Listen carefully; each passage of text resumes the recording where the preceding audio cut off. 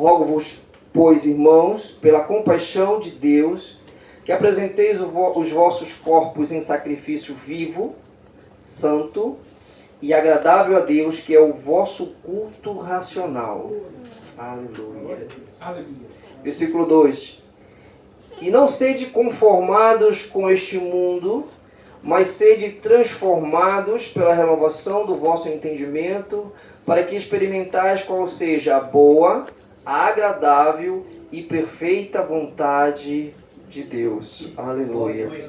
O versículo 1 diz assim, sobre o sacrifício vivo, santo e agradável a Deus. No versículo 12 diz que nós devemos experimentar de Deus aquilo que é bom. Experimenteis qual seja a boa, a agradável e perfeita vontade de Deus. Aleluia. Tem um grande mistério aí que eu espero de Deus poder estar passando para os irmãos nesta noite.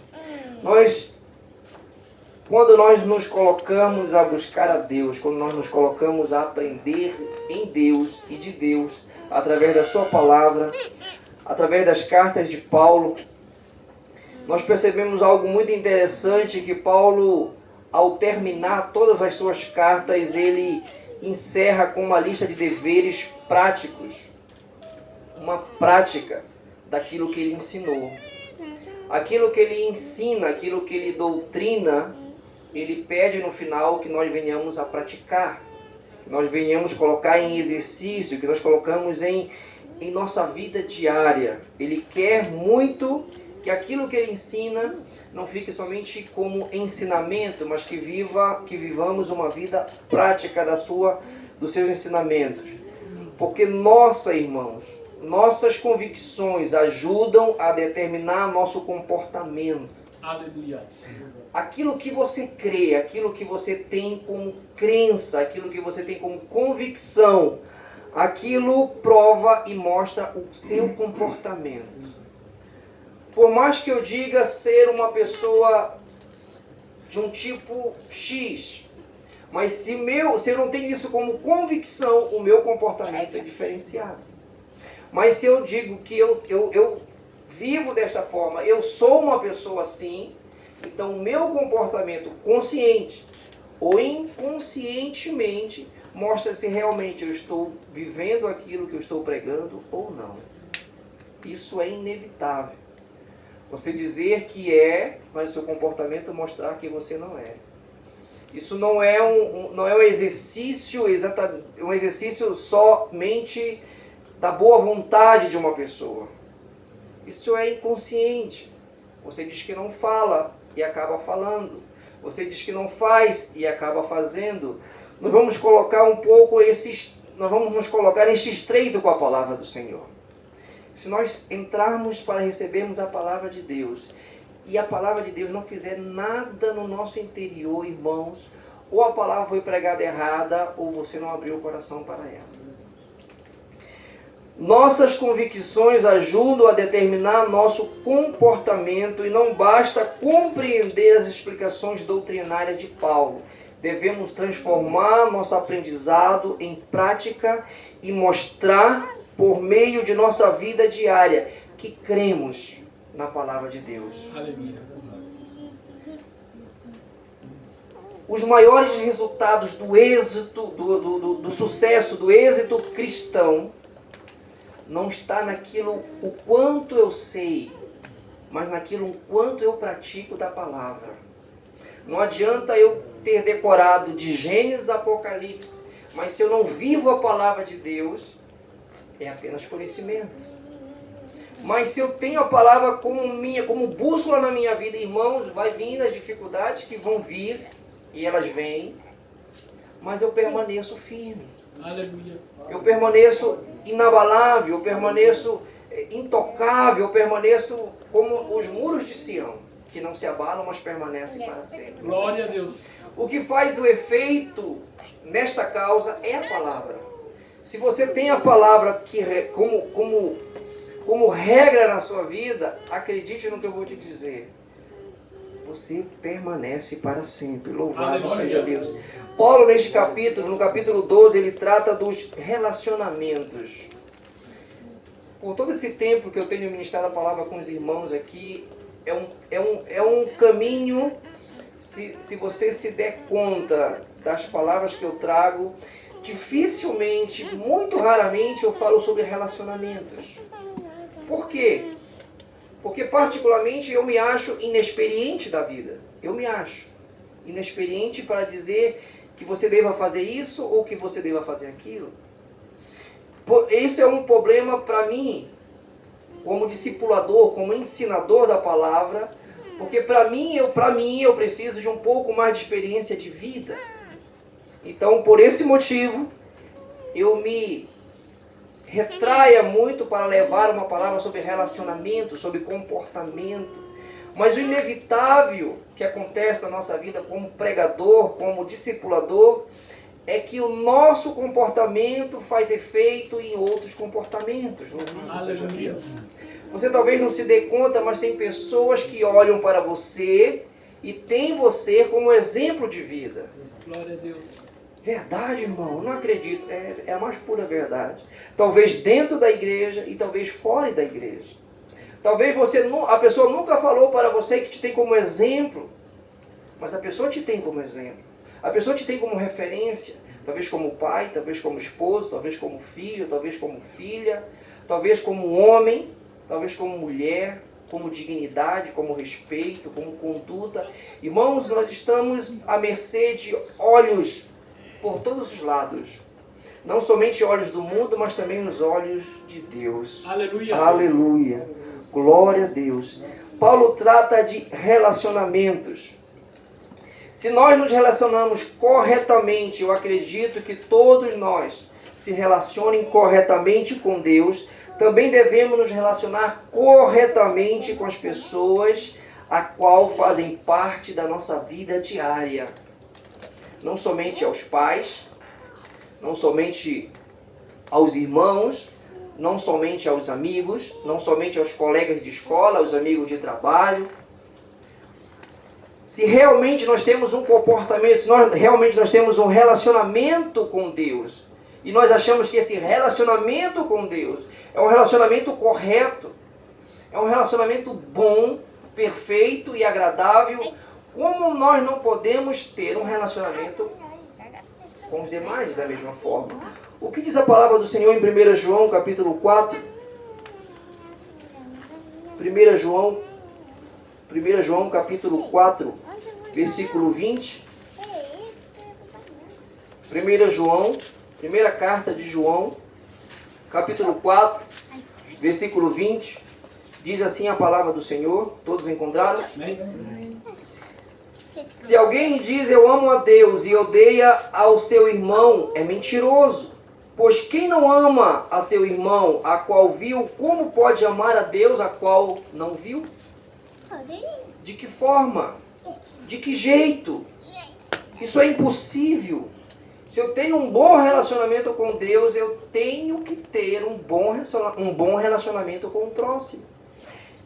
E o primeiro ponto deste relacionamento que eu trago aqui no capítulo 12 de Romanos, no versículo 1, é o relacionamento propriamente com Deus.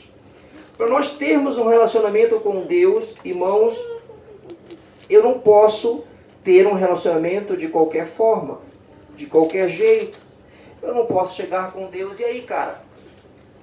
E aí, bicho? E aí, meu? Impossível. A palavra do Senhor diz que nós temos que ter uma reverência com Deus. Nós temos que ter uma vida santificada, porque sem santificação ninguém verá Deus. Nós temos que ter essa reverência, nós temos que ter essa consagração com Deus.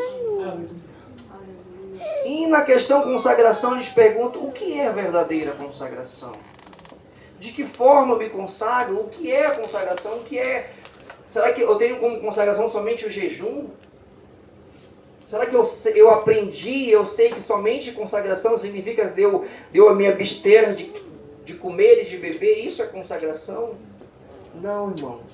A nossa vida de consagração não é somente uma vida se abstinendo de comer ou de beber. Nós temos que ter uma vida diária consagradas a Deus, consagrada a Deus. Conforme a descrição de Paulo neste capítulo, a consagração cristã, a minha e a tua, a nossa consagração, ela envolve 3 passos nesses 2 versículos. Nós devemos entregar o corpo, o nosso corpo a Deus. No versículo 1 diz assim: rogo-vos, pois, irmãos, pela compaixão de Deus, que apresenteis os seus corpos como sacrifício vivo, santo e agradável a Deus. Aí falar do corpo não tem como falar, irmãos, da nossa concupiscência. O que é a concupiscência? É o desejo da nossa carne, é o desejo da nossa vida, é a concupiscência dos olhos, é a concupiscência do corpo, da carne e a soberba da vida. Então você percebe que não é uma coisa simples, não é uma coisa fácil de fazer. Aquele que busca, aquele que quer ter um relacionamento com Deus, ele tem que passar por esse estreito, ele tem que entrar nesse estreito, ele tem que entrar neste momento, irmãos, de consagração a Ele. E às vezes nós perguntamos, quem quer ter uma oportunidade, quem tem uma oportunidade, quem tem uma palavra, quem tem uma saudação, quem tem... E às vezes nós não colocamos, nós não temos isso para oferecer a Deus. Nós não temos isso para mostrar, para buscar de Deus. Isso, irmãos, é consagração. Isso é santificação. Que nós devemos entregar o nosso corpo a Deus antes, outrora. Eu não quero ser melodramático, mas outrora, quando nós não conhecíamos a Deus, o que nós fazíamos com o nosso corpo?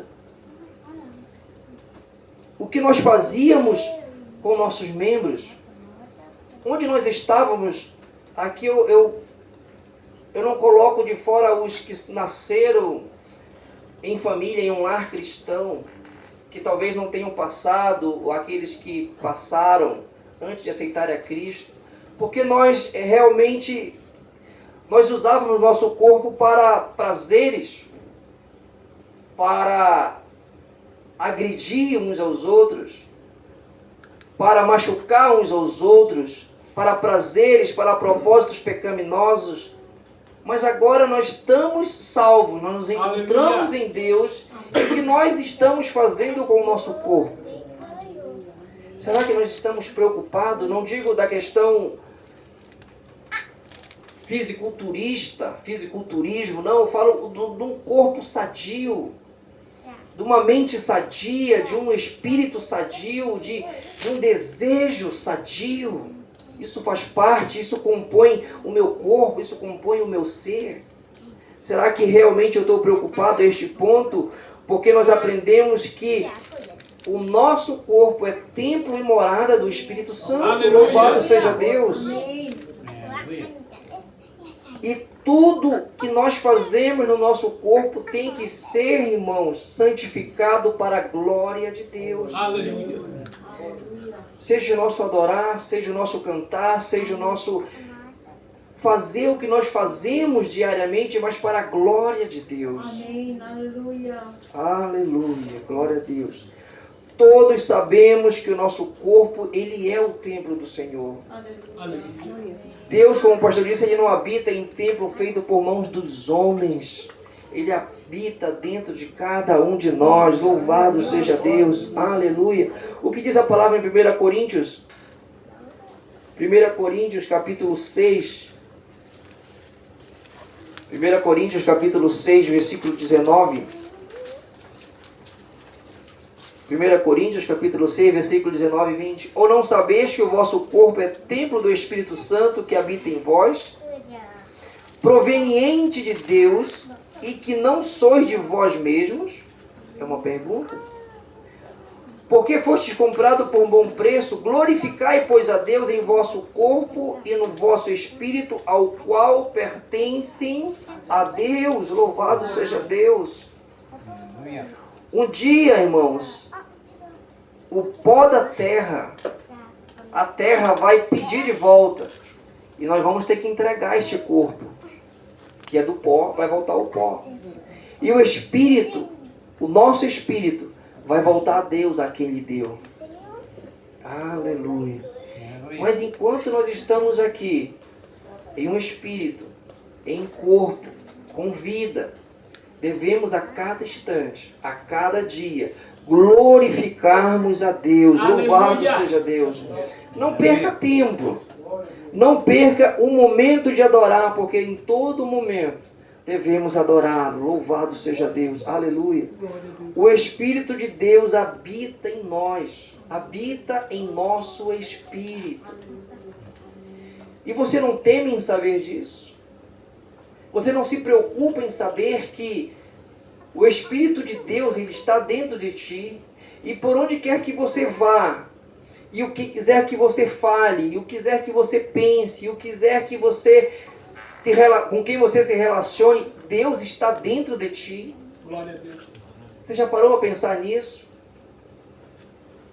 Parou para pensar que todos os nossos pensamentos são crivados por Deus? Aleluia. Passa por Deus? Glória a Deus. Passa na presença de Deus?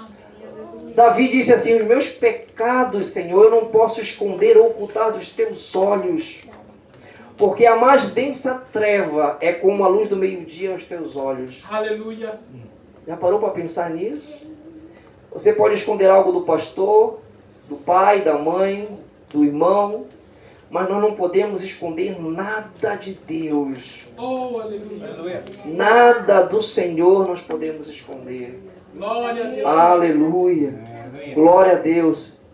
É um privilégio. É o nosso privilégio, irmãos, glorificarmos e engrandecermos a Cristo em nosso corpo. Aleluia.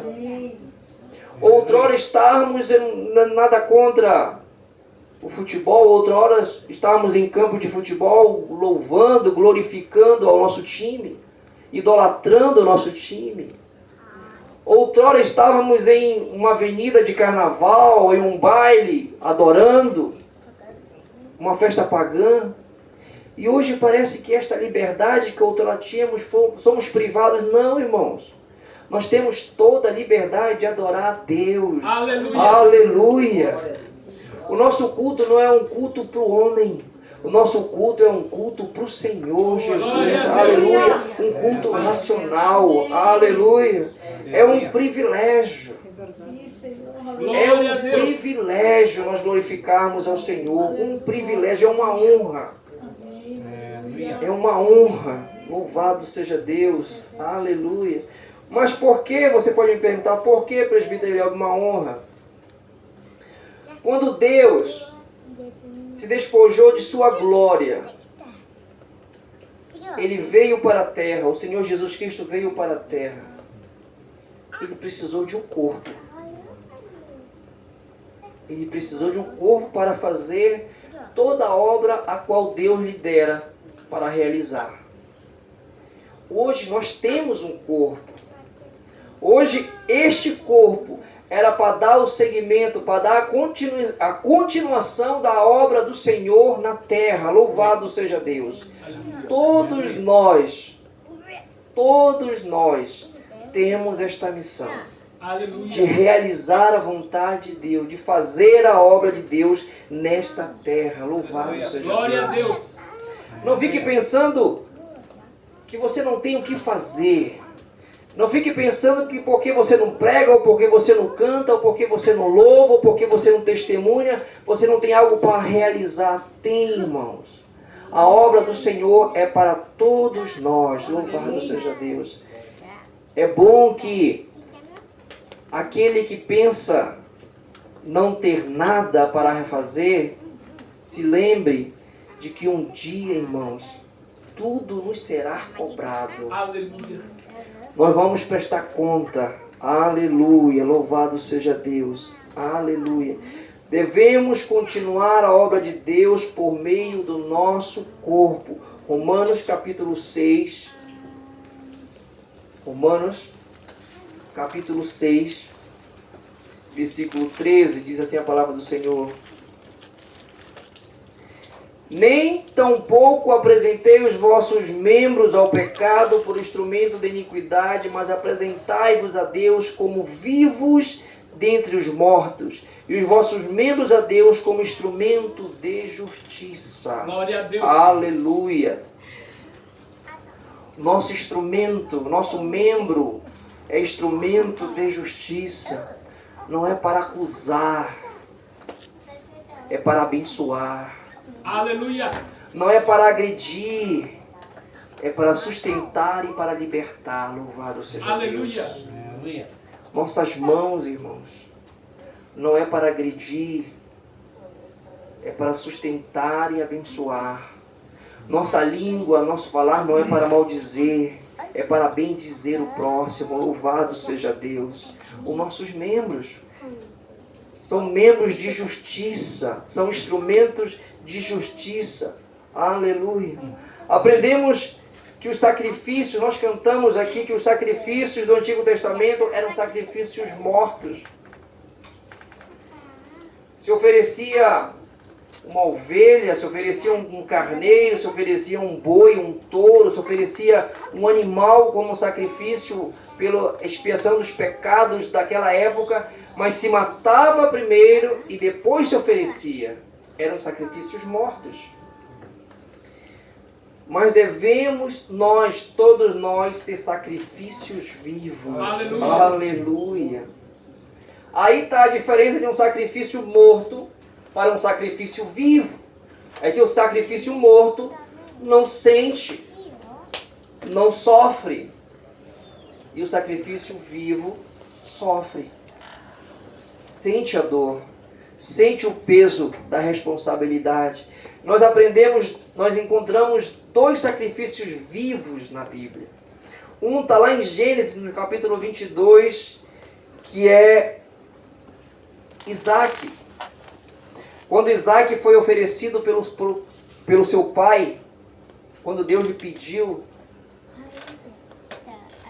Isaac colocou-se voluntariamente no altar. Ele era mais novo, ele era mais ágil, ele era mais forte do que seu pai, mas ele se colocou voluntariamente para ser um sacrifício vivo. Aleluia. Mas o Senhor, Ele enviou ali um cordeiro que substituiu Isaac. Nós conhecemos a história de Gênesis capítulo 22. Substituiu ele. Mas num plano espiritual, quando Isaac desceu do altar, desceu daquela pedra do sacrifício, ele desceu como um sacrifício vivo. Por que como um sacrifício vivo? Porque ali, irmãos, ele morreu para ele mesmo. Aleluia. Se entregando como sacrifício a Deus. Aleluia. Toda vez, quando você oferece o seu sacrifício de louvor, todas as vezes, quando vocês oferecem um sacrifício a Deus, você morre para você mesmo. Aleluia. E você dá um espaço a mais na sua vida para que Deus possa trabalhar mais e mais na nossa vida cristã. Glória a Deus. Louvado seja Deus. O outro nós sabemos que foi o nosso Senhor Jesus Cristo, no Calvário, foi um sacrifício vivo para tirar todo o pecado da humanidade. Aleluia. Aleluia. Glória a Deus. Aleluia. Entendemos por esses dois exemplos este conceito de sacrifício. Aleluia. Aleluia. Aleluia. Jesus Cristo morreu em obediência.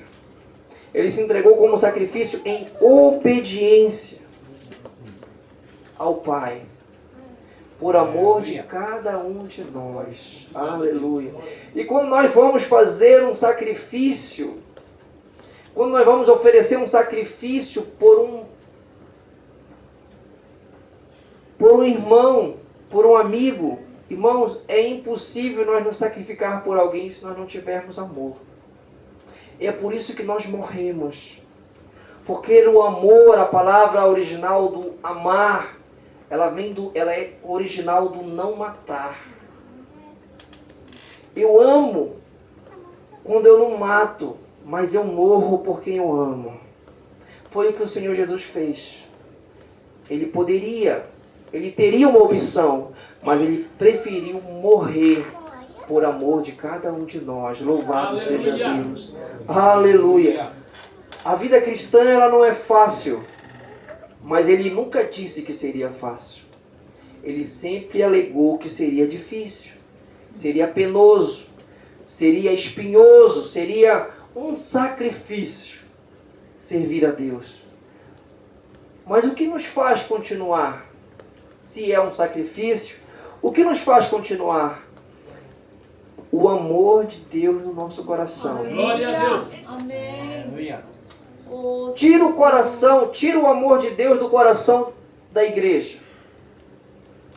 Será que nós não vamos nos preocupar pelos outros? Será que realmente nós vamos nos importar pelos outros?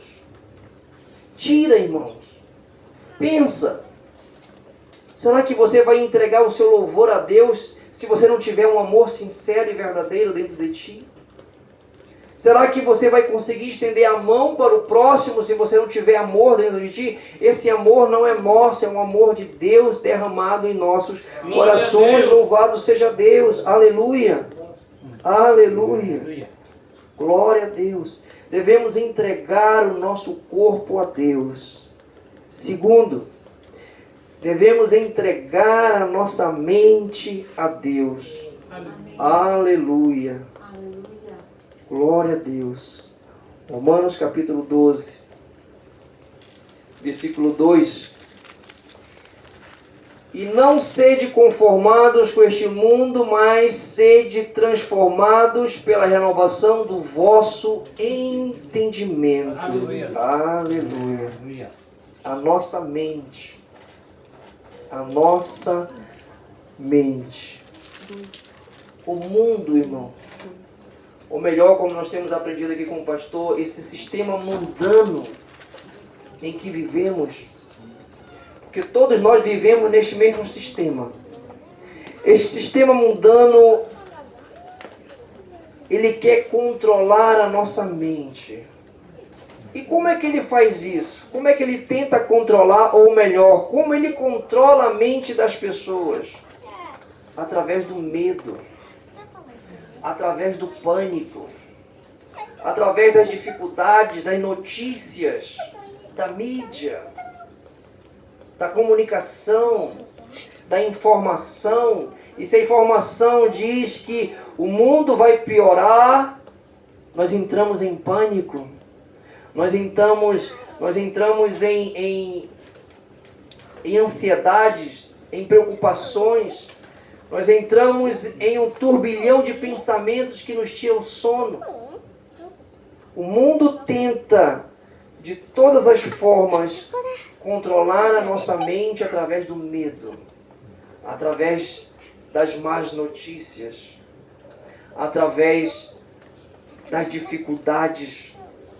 E assim, o mundo vai sendo guiado pelo medo, pela insegurança, pela incapacidade, pela incoerência. Assim o mundo vai sendo levado a passos largos para um grande abismo. O mundo sente-se sem esperança nenhuma, mas dificilmente aceita que Deus pode proporcionar uma esperança eterna na nossa vida. Eles não aceitam. Eles não querem aceitar, mas Deus é um Deus de esperança. Glória a Deus. Deus, o nosso Deus é um Deus de paz. Aleluia. O nosso Deus, irmãos, é um Deus eterno. Um Deus que concede ao nosso coração um refrigério, uma segurança. Ele é o nosso seguro, o nosso lugar seguro. Aleluia. Glória a Deus. Aleluia. Aleluia. Deus, ele não quer controlar, ele quer transformar a nossa mente. Glória a Deus. Aleluia. Uma mente transformada é diferente de uma mente controlada. O crente pode ser convencido no primeiro estágio de crise dentro do ministério, dentro da igreja, este que é convencido ele vai embora, porque foi convencido. Mas aquele que é realmente convertido, esse fica até o fim. Aleluia. Esse fica, irmãos. Esse Glória fica, a esse Deus. permanece. Aleluia. Eu peço a Deus que Deus nos dê uma mente convertida a Cristo. Aleluia. Verdadeiramente convertida. Porque aqueles que são convencidos, eles não são fortalecidos na rocha. Eles não estão convictos de muitas questões, principalmente da sua salvação. E coloca uma dificuldade aqui, uma dificuldade ali, está errado aqui, está errado ali. Convencidos. Mas que nesta noite nós possamos ser convertidos pelo Espírito Santo. Aleluia. Aleluia. Louvado seja Deus. Aleluia. Deus, Ele quer transformar a nossa mente. Eu creio. Aleluia. O que diz a palavra do Senhor em Efésios? Efésios, carta de Paulo a Efésios, capítulo 4, versículo 17. Efésios 4, 17, diz assim a palavra do Senhor. Amém? Versículo 17 ao 24 diz assim: E digo isso, e testifico no Senhor, para que não andeis mais como andam também os outros gentios. E como é que eles andam? Na vaidade da sua mente, entenebrecidos no entendimento, separados da vida de Deus pela ignorância que há neles, pela dureza do seu coração, os quais, havendo perdido todo o sentimento, se entregaram à dissolução, para com avidez cometerem toda a impureza. Mas vós, disse Paulo, vós não aprendestes assim a Cristo, se é que tendes ouvido, e nele fostes ensinado como está a verdade em Jesus, que quando ao trato passado vos despojeis do velho homem, que se corrompe pela concupiscência do engano, e vos renoveis no espírito da vossa mente, e vos revistais do novo homem, que segundo Deus é criado em verdadeira justiça e santidade. Louvado seja Deus. Esse aí é o homem de Deus, é a mulher de Deus, que é nascido em Deus e que verdadeiramente seu nome está escrito no livro da vida nos céus. Aleluia. Aleluia.